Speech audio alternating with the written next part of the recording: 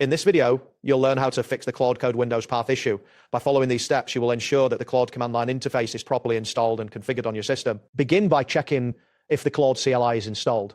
Open PowerShell by searching for it in your Start menu. In the PowerShell window, type the command npm list-g at anthropic/Claude Code and press enter. If you see a version number in the output, it confirms that the CLI is installed. If the output is empty, you will need to install it by entering npm install-g at anthropic/Claude. Next, you need to find the npm global executable path.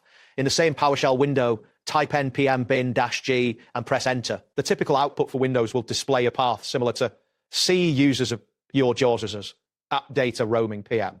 This folder contains the Claude.semd executable, which is essential for running the CLI. Now check if this path is included in your Windows environment variables. Enter echo $end path in PowerShell and press enter. Review the output to see if the folder from the previous step is listed. If it is not included, the CLI will not be recognized by your system.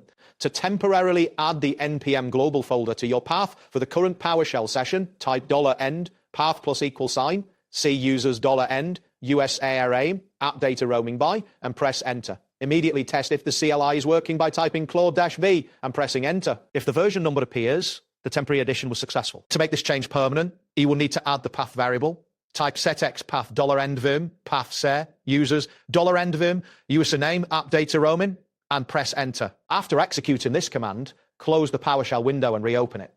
Test the installation again by typing Claude-V. This ensures that the CLI is recognized in future sessions.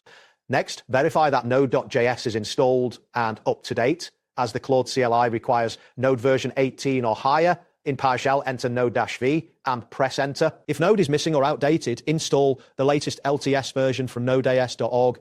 After installation, rerun the commands from steps 4 and 5 to ensure that the CLI operates correctly.